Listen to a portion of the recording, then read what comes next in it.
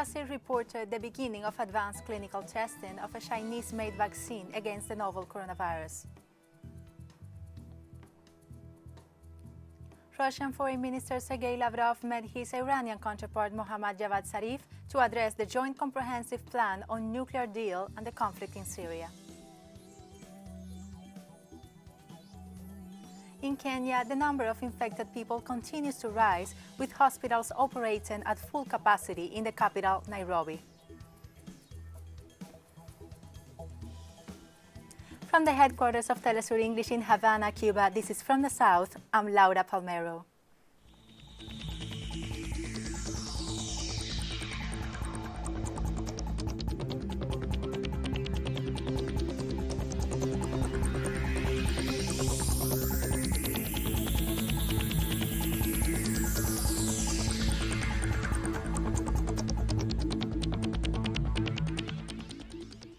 On Tuesday, Brazil will begin advanced clinical testing of a Chinese-made vaccine against the new coronavirus, issuing the first doses to around 900 volunteers. The coronavirus vaccine developed by the private Chinese pharmaceutical firm Sinovac is the third in the world to enter phase 3 trials, or large-scale testing on humans, the last step before regulatory approval.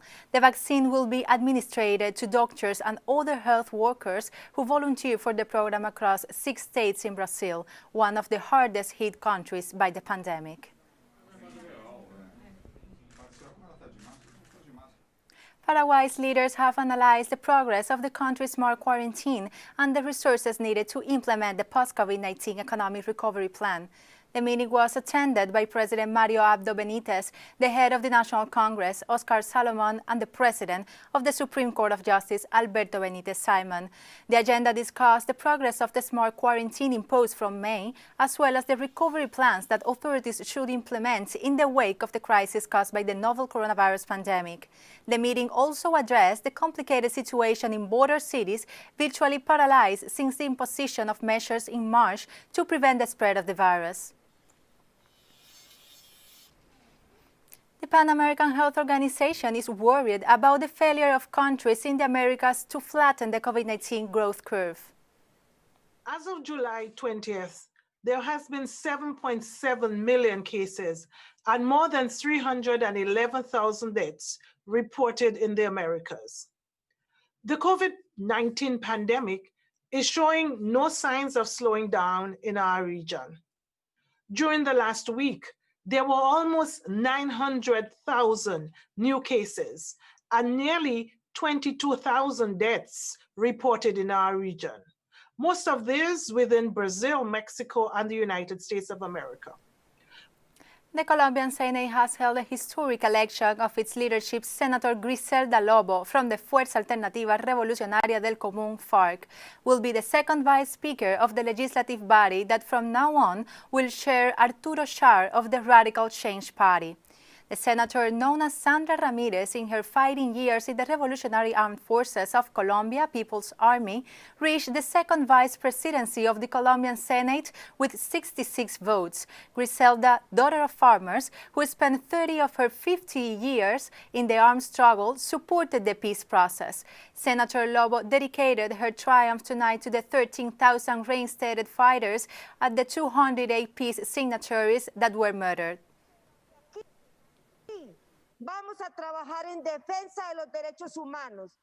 From here, we're going to work in defense of the human rights of the indigenous peoples, the African American people, and the farmers of our beloved Colombia, in defense of women who today in this pandemic are suffering from the pandemic of silence, from domestic violence, and from work overload.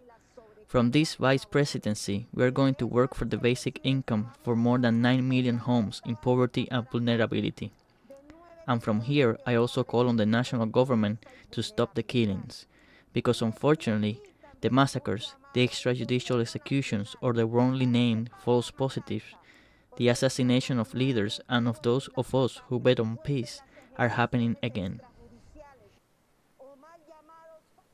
The Court of Appeal of the National Court of Justice of Ecuador ratified the prison sentence against former President Rafael Correa for the alleged crime of aggravated bribery. The sentence was upheld after the defense filed an appeal, which was rejected by the court. According to the judgment made on March, Correa and former Vice President Jorge Glass were considered authors mediated by instigation to aggravated bribery. They alleged participation of former officials in the financing of proselytist activities of the Alianza País party.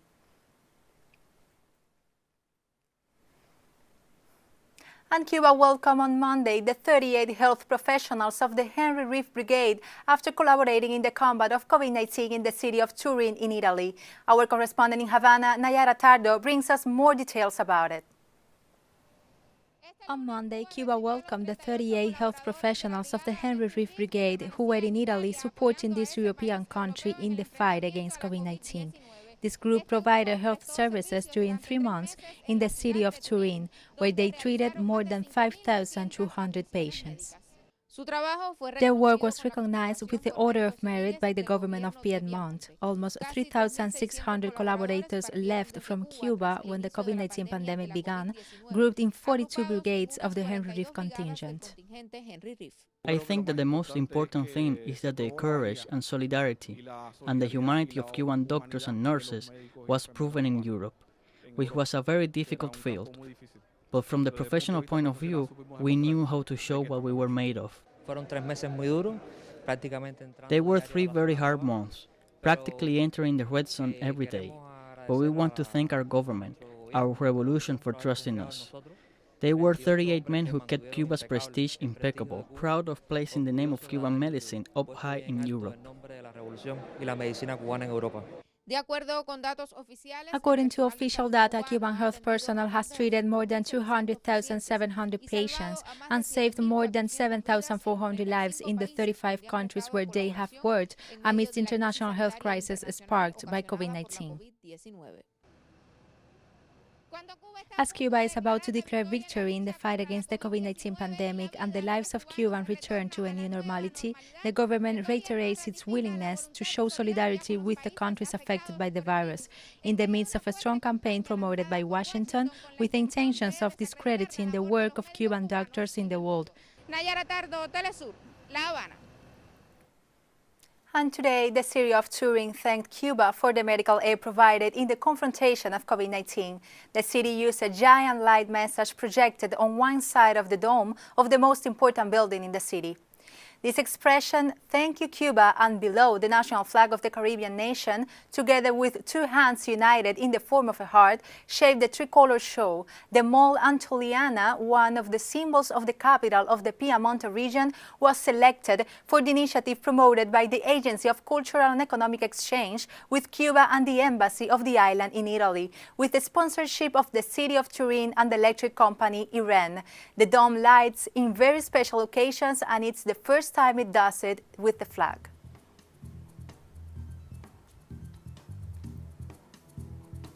And we'll go right back to you, so don't go away.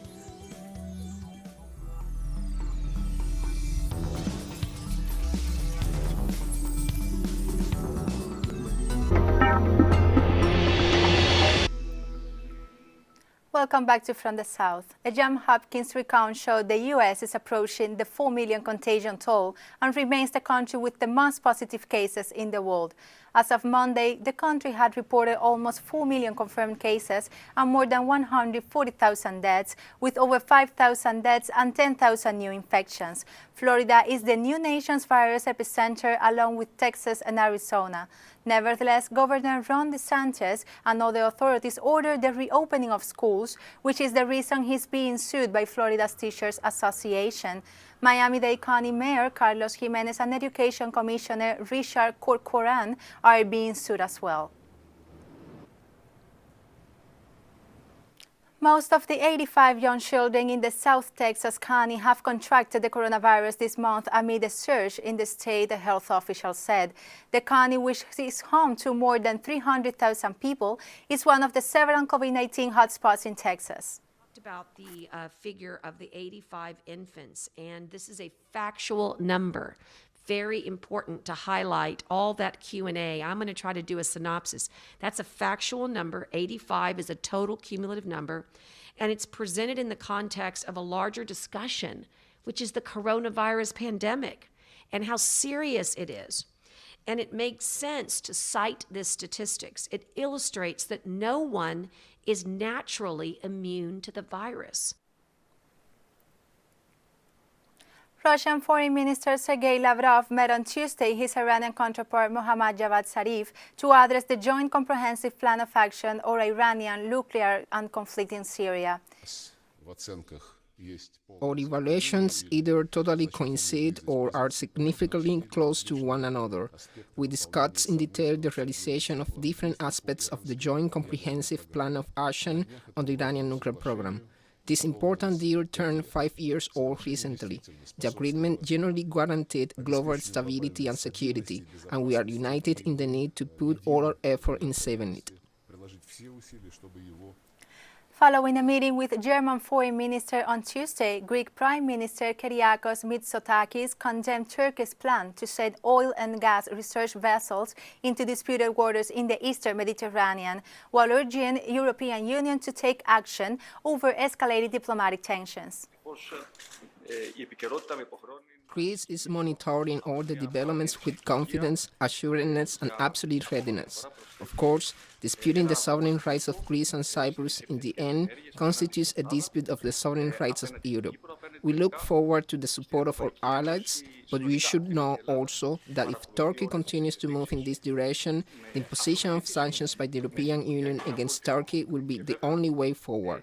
It is up to Turkey to choose what relationship it wants to have with Greece, with Cyprus, with Europe. But I think at the moment it seems to be choosing the wrong path. An armed man carrying explosive has taken around 20 passengers hostages on a bus in western Ukrainian city of Lutsk, police said on Tuesday. The head of the local police service said shots were heard at the scene, but no injuries have been reported so far. Law enforcement has cordoned off the center of Lutsk, a city in western Ukraine some 250 miles from the capital Kiev, and advised residents not to leave their homes or places of work. According to the Deputy Interior Minister Antony Granchesko, the hostage taker made contact with the police and identified himself as Makins Plokoi.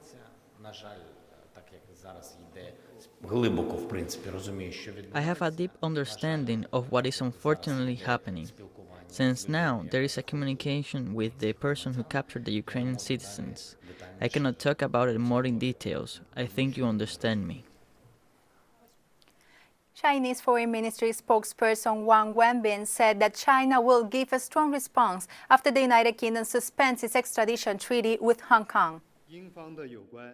The erroneous remarks and measures made by the British side concerning Hong Kong seriously violate international law and basic norms governing international relations. It also grossly interferes in China's internal affairs. China firmly opposes this and reserves the right to respond further. China urges the United Kingdom to abandon the illusion of continuing its colonial influence in Hong Kong, to immediately correct its mistakes and to stop interfering in Hong Kong affairs and China's internal affairs in any way, so as not to further damage China-UK relations. After 4 days and nights of discussions, EU leaders finally agreed on Tuesday on a package to confront the biggest recessions in the bloc's history.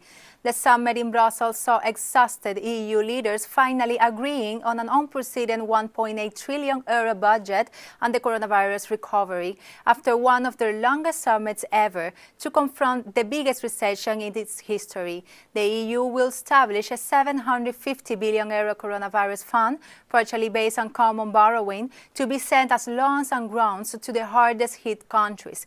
The European Council will create a system of conditionally aimed at preventing member states from getting subsidies from the Budget and Recovery Fund if they don't abide at its principles. The text that has been agreed on the rule of law has improved. It's a very clear in the document, a very clear commitment to the rule of law and a very clear commitment to the protection of the financial interests of the Union. And this is linked, against this background, to the fact that the Commission has proposed an instrument under which, in case of breaches, measures will be adopted. So there's a very clear link, a reference the adopting or the voting will be by qualified majority voting. And finally, we will also introduce instruments to strengthen the controls of the EU funds. So there is more clarity, there is more distinction in the text, and a very clear reference, which was important not only to the rule of law, but also to the protection of the financial interests of the Union. Italian Premier Giuseppe Conte said he was satisfied with the coronavirus recovery fund negotiated by the European Union leaders, suggesting it would allow Italy to face this crisis with strength and efficacy. We are satisfied. We approved an ambitious recovery plan, appropriate to the needs we have now and that will allow us to face this crisis with strength and efficacy. We have a great responsibility. With 209 billion euros, we have the possibility to strongly relaunch Italy, to change the face of the country. Now we must hurry. We must use this money for investments, for structural reforms. We must begin that path for the economic growth, for sustainable development that we have been pursuing for years without ever achieving it, at least not with efficiency. And we have more stories coming up after this very short break, so stay with us.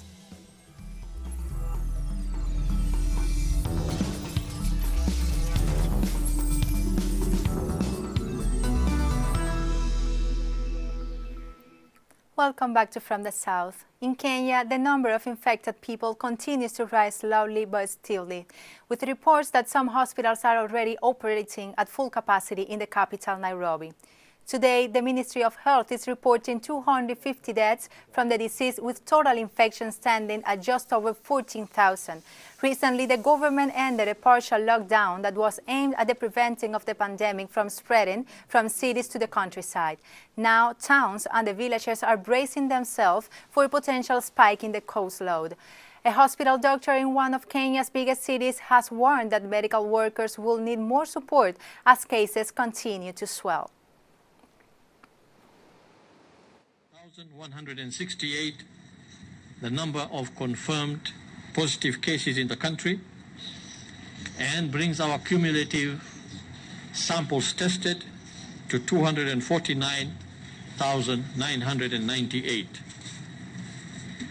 From the 397 cases that we are reporting today, 389 are Kenyans and 8 are foreigners. Males comprise 236 and females 161. The African Union is due to hold a mini-summit to discuss the contentious mega dam Ethiopia is building on the Blue Nile River, which has triggered a major diplomatic standoff with downstream neighbors Egypt and Sudan. On Tuesday, a virtual meeting will be hosted by our chair and South American President Cyril Ramaphosa, and leaders from Ethiopia, Egypt, and Sudan are expected to take part, as well as officials from the Democratic Republic of Congo, Kenya, and Mali. The Grand Ethiopia Renaissance Dam has been a source of friction in the Nile River basin ever since Ethiopia broke ground on the giant project in 2011, with multiple rounds of tripartite talks ending in deadlock.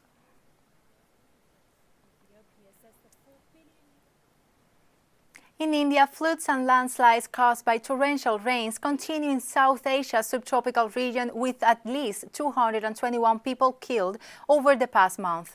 More than 1 million people have resulted homeless in Nepal, Bangladesh, and India, and hundreds of thousands have been displaced from their homes to higher lands.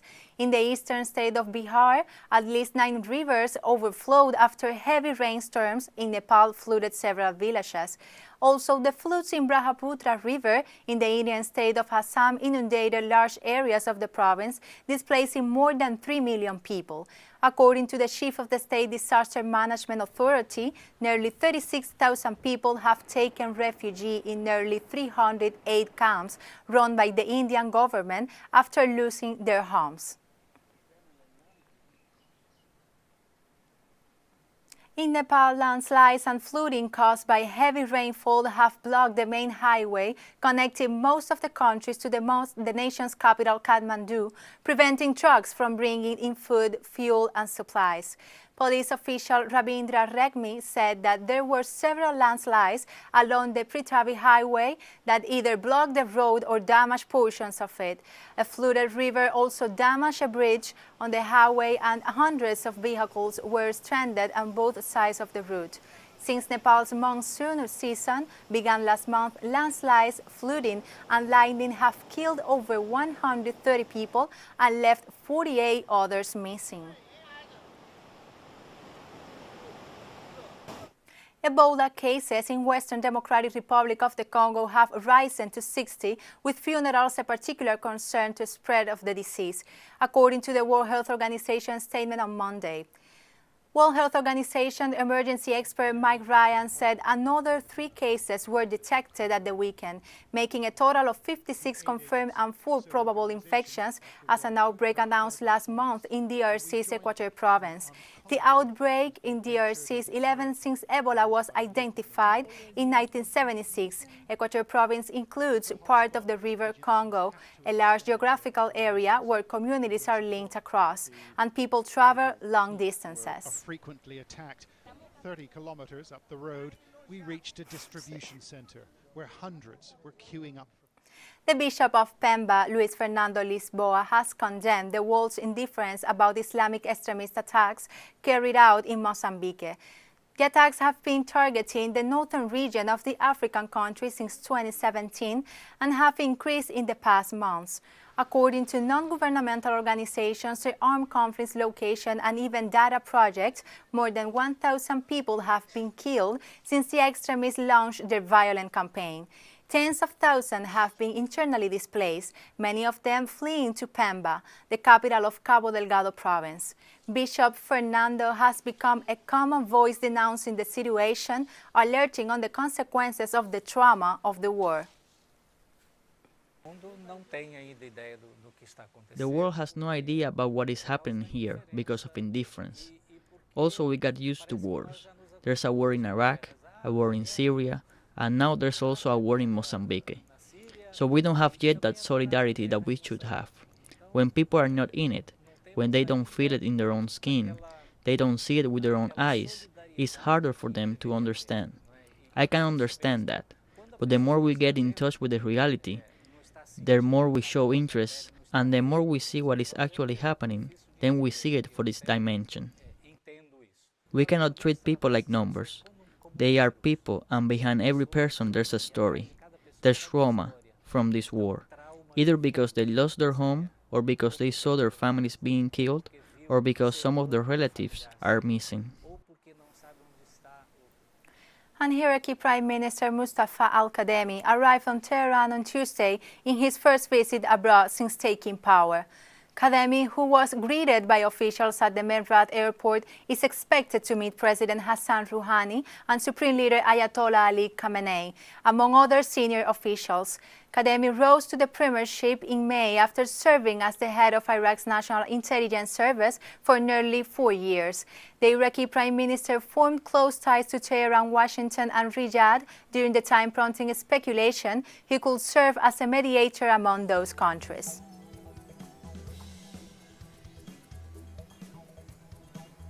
And we have come to the end of this news brief. You can find these and many other stories on our website at telesurenglish.net. And join us on social media, Facebook, Twitter, and Instagram for Telesur English. I'm Laura Palmerio. Thank you for watching.